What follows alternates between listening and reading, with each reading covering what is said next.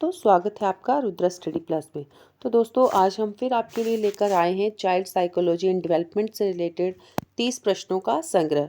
तो प्रश्न नंबर 1 है हमारा, यदि एक बच्चा दूसरों के साथ मिलना नहीं चाहता है तो उसे अकेला छोड़ देना चाहिए, उसे सामूहिक क्रियाओं में शामिल होना चाहिए, उसे दूसरों से मिलने को कहना चाहिए या उसे अपने सहपाठियों से मिलने को मजबूर करना चाहिए। तो ऑप्शन 2 जो है इसका सही आंसर है, उसे सामूहिक क्रियाओं में शामिल होना चाहिए। प्रश्न नंबर 2, निम्न में से कौन सा अध्यापन कौशल से संबंधित है? श्यामपट्ट लेखन, प्रश्न हल करना, प्रश्न पूछना या उपरोक्त सही सभी। तो ऑप्शन 4 जो है इसका सब सही आंसर है, यानी कि ये सभी जो हैं वो सही हैं। प्रश्न पूछना, श्यामपट्ट लेखन और प्रश्न हल करना जो है ये सभी जो हैं अध्यापन कौशल से संबंधित हैं। प्रश्न नंबर 3, एक अध्यापक में गंभीर त्रुटि है यदि वह शारीरिक रूप से विकलांग है, निम्न सामाजिक आर्थिक स्तर से संबंध रखता है, कमजोर व्यक्तित्व है या मानसिक विकास अपरिपक्व है। तो ऑप्शन 4 जो है वो सही आंसर है, मानसिक विकास अपरिपक्व है। प्रश्न नंबर 4, विद्यार्थियों में नैतिक शिक्षा का विकास बहुत महत्वपूर्ण है, इसे विकसित करने के लिए आप क्या करोगे? नैतिक मूल्यों से संबंधित कार्यों के लिए उत्साहित करोगे, व्याख्यान का आयोजन करोगे, नैतिक शिक्षा पर आधारित कहानियां सुनाओगे या स्वयं को रोल मॉडल के रूप में प्रस्तुत करोगे? तो ऑप्शन 4 जो है वो सही आंसर है, स्वयं को रोल मॉडल के रूप में प्रस्तुत करोगे। बिकॉज क्या होता है, जो टीचर होते हैं, टीचर्स का बच्चों के ऊपर जो है बहुत इम्प्रेशन पड़ता है। तो हम जो बच्चों के सामने अपना मॉडल पेश करेंगे, हम कैसे हैं, बच्चे उस चीज़ों को बहुत फॉलो करते हैं। प्रश्न नंबर 5, इरफान खिलौनों को तोड़ देता है और उसके आंतरिक तत्वों को खोल देता है, आप क्या करोगे? तो ऑप्शन 1 है, इरफान कभी भी खिलौनों के साथ खेलने नहीं दोगे, हमेशा उस पर नज़र रखोगे, उसकी जिज्ञासु प्रवृत्ति और ऊर्जा को उत्साहित करोगे या उसे समझाओगे कि खिलौनों को तोड़ना नहीं चाहिए। तो ऑप्शन 3 जो है वो सही आंसर है, उसकी जिज्ञासु प्रवृत्ति और ऊर्जा को उत्साहित करोगे। प्रश्न नंबर 6 पे आ जाते हैं। प्रश्न नंबर 6 है हमारा, छोटे बच्चों की शैक्षणिक प्रक्रिया में माता पिता की भूमिका होनी चाहिए, ऋणात्मक, पूर्व सक्रिय, सहानुभूतिपूर्ण या तटस्थ? ऑप्शन 2 जो है वो सही आंसर है, पूर्व सक्रिय। प्रश्न नंबर 7 पे आ जाते हैं हम लोग। प्रश्न नंबर 7 है हमारा, फोवल का शिक्षा के विकास में सबसे महत्वपूर्ण योगदान था? व्यावसायिक school, kindergarten, public school, Latin school? तो जो हमारे फोवेल हैं वो हमारे किंडरगार्टन जो पद्धति है, प्रणाली है, उससे संबंधित हैं। प्रश्न नंबर 8, शिक्षा एक दो ध्रुवीय प्रक्रिया है, कहा था? विलियम जेम्स ने, जेम्स रूजर ने, जॉन डेवी ने या प्लेटो ने? तो शिक्षा एक दो ध्रुवीय प्रक्रिया है, ये कहा था जेम्स रूज ने। ऑप्शन 2 जो है वो सही आंसर है। प्रश्न नंबर 9, पाठ पढ़ाने के बाद कक्षा में कोई भी प्रश्न का सही उत्तर नहीं देता तो आप क्या प्रतिक्रिया करोगे? पूरी कक्षा पर चिल्लाओगे, अवहेलना करोगे, उन्हें पढ़ने के लिए कहोगे या फिर अध्यापन की विधि पर पुनर्विचार करोगे और दोबारा व्याख्या करोगे?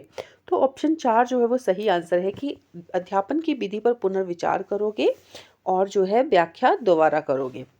प्रश्न नंबर 10, जब एक बच्चा गलती करता पाया जाए तो उसे क्या करना चाहिए? सार्वजनिक रूप से दंडित करना चाहिए, मारना चाहिए, मनोवैज्ञानिक रूप से उसे उसके व्यवहार को सही आकार देना चाहिए या कक्षा से बाहर कर देना चाहिए? तो ऑप्शन 3 जो है वो सही आंसर है कि मनोवैज्ञानिक रूप से उसके व्यवहार को सही आकार देने की कोशिश करनी चाहिए। प्रश्न नंबर 11, एक अध्यापक को कक्षा में अनुशासन बनाए रखने के लिए क्या करना चाहिए? डंडे का प्रयोग, विद्यार्थियों को पीड़ित करना, विद्यार्थियों की चापलूसी करना या प्रभावशाली ढंग से पढ़ाना? तो बच्चों की कक्षा में अनुशासन को बनाए रखने के लिए हमें क्या करना चाहिए? प्रभावशाली ढंग से पढ़ाना चाहिए। ऑप्शन 4 जो है वो सही आंसर है। प्रश्न नंबर 12, श्यामपट्ट पर लिखते हुए सबसे महत्वपूर्ण क्या है? अच्छी लिखाई, स्पष्ट लिखाई, बड़े अक्षरों में लिखना, छोटे अक्षरों में लिखना? तो ऑप्शन 2 जो है वो सही आंसर है कि स्पष्ट लिखाई होनी चाहिए, यानी कि जो भी आप बोर्ड पे लिख रहे हो वो स्पष्ट होना चाहिए, विजिबल होना चाहिए, यानी कि बच्चों को समझ आना चाहिए कि आप क्या लिख रहे हो। प्रश्न नंबर 13, प्राथमिक स्तर पर मातृभाषा में पढ़ाना बेहतर होता है क्योंकि यह बच्चों में आत्मविश्वास का विकास करता है, यह शिक्षण में को आसान बनाता है, यह बौद्धिक विकास में सहायक है या बच्चों को प्राकृतिक वातावरण में सीखने में सहायता करता है। तो ऑप्शन 4 जो है वो सही आंसर है, बच्चों को प्राकृतिक वातावरण में सीखने में सहायता करता है। प्रश्न नंबर 14 पे आ जाते हैं। प्रश्न नंबर 14 है, एक बालक को कक्षा में नाखून खाने की आदत है, उसकी आदत कैसे सुधारोगे?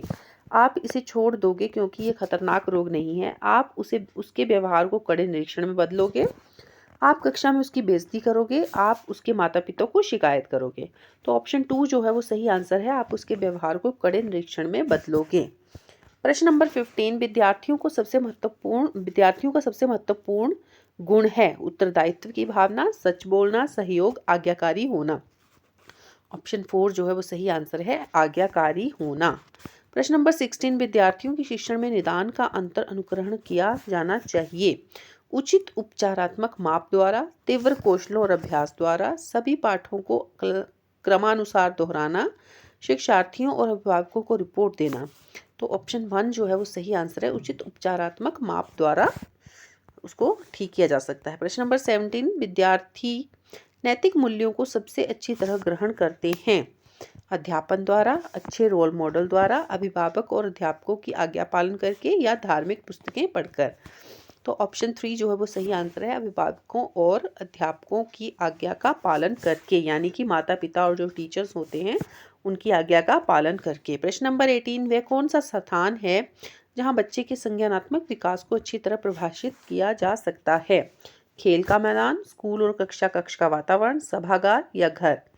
तो ऑप्शन 2 जो है वो सही आंसर है, स्कूल और कक्ष का वातावरण।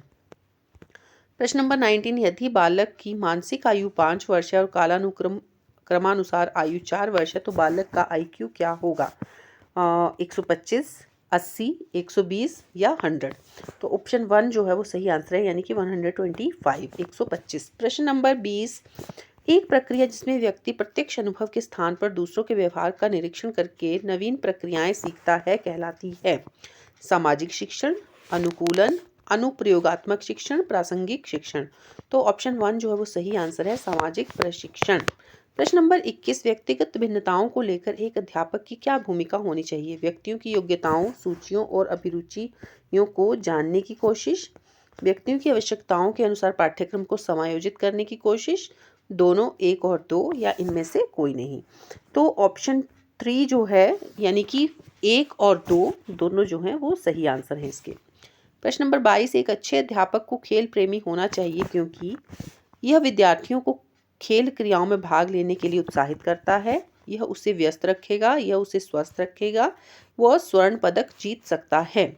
तो ऑप्शन 1 जो है वो सही आंसर है, विद्यार्थियों को खेल क्रियाओं में भाग लेने में उत्साहित करता है। प्रश्न नंबर 23, अध्यापक का कार्य है व्यावसायिक, प्रचारक और व्यावसायिक या मजदूरी जैसा। तो ऑप्शन 1 जो है वो सही आंसर है, व्यावसायिक। प्रश्न नंबर 24, विद्यार्थियों के सर्वांगीण विकास के लिए किसका आचरण व्यवहार अधिक प्रभाव डालता है? संरक्षक, अध्यापक, प्रधानाचार्य, राजनेता। तो ऑप्शन 2 जो है वो सही आंसर है, अध्यापक। प्रश्न नंबर 25, आपकी कक्षा में के विद्यार्थियों की ऊंचाई में काफ़ी भिन्नता है, आप उनके बैठने का प्रबंध करोगे, कहीं भी बिठा दोगे? छोटे विद्यार्थियों को इस तरह से बिठाओगे कि कक्षा कि वे सभी गतिविधियों में आसानी से देख सकें और अपनी भागीदारी दे सकें ऊंचाई के आधार पर, या लंबे विद्यार्थियों को कक्षा की एक तरफ बिठाओगे?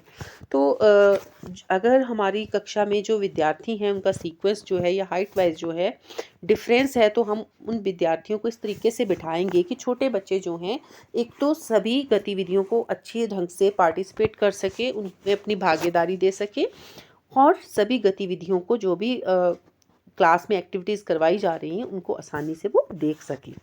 प्रश्न नंबर 26, सामान्य रूप से एक अध्यापक को विद्यार्थियों के साथ होना चाहिए सख्त और अगम्य, सख्त और अंतर्मुखी, सम्माननीय पर मैत्रीपूर्ण, आत्मनिर्भर और सुगम। तो ऑप्शन 3 जो है वो सही आंसर है, सम्माननीय पर मैत्रीपूर्ण। प्रश्न नंबर 27, लड़कियों की शिक्षा को प्रमुखता देनी चाहिए क्योंकि लड़कियां लड़कों के मुकाबले अधिक बुद्धिमान होती हैं, लड़कियों की संख्या लड़कों से कम है, प्राचीन समय में लड़कियों के साथ लड़कों के मुकाबले अधिक भेदभाव किया जाता था, सामाजिक बदलाव में केवल लड़कियां ही नेतृत्व के योग्य हैं। तो ऑप्शन 4 जो है वो सही आंसर है, सामाजिक बदलाव में केवल लड़कियां ही नेतृत्व के योग्य हैं। प्रश्न नंबर 28, रमेश और अंकित का IQ समान है जो कि 120 है। रमेश अंकित से 2 वर्ष छोटा है। यदि अंकित 12 वर्ष का है तो रमेश की मानसिक आयु क्या होगी? 9 वर्ष, 10 वर्ष, 12 वर्ष या 14 वर्ष? तो ऑप्शन 3 जो है वो सही आंसर है, 12 वर्ष। प्रश्न नंबर 29, बच्चे के बौद्धिक विकास के 4 चरणों का वर्णन डैश द्वारा किया गया है? कोहलबर्ग द्वारा, एरिक्सन द्वारा, स्किनर द्वारा या प्याजे द्वारा? तो ऑप्शन 4 जो है, प्याजे, ये सही आंसर है कि बच्चे के बौद्धिक विकास के 4 चरणों का वर्णन जो किया गया है वो प्याजे के द्वारा किया गया है। प्रश्न नंबर 30, शिक्षा की सरकारी नीति है भिन्न भिन्न सामाजिक और सांस्कृतिक प्रणालियों की समझ का पोषण करना, संपर्क भाषा के बढ़ावे का पोषण करना, बहुभाषी शब्दकोश का प्रकाशन, उपरोक्त सभी। तो उपरोक्त सभी, ऑप्शन 4 जो है वो सही आंसर है। तो दोस्तों ये था आज का अंतिम क्वेश्चन। तो इसी क्वेश्चन के साथ हमें आज्ञा दीजिए, मिलते हैं नेक्स्ट वीडियो में। हमारे वीडियोस को सब्सक्राइब जरूर कर दीजिएगा। धन्यवाद। पढ़ते रहिए, आगे बढ़ते रहिए।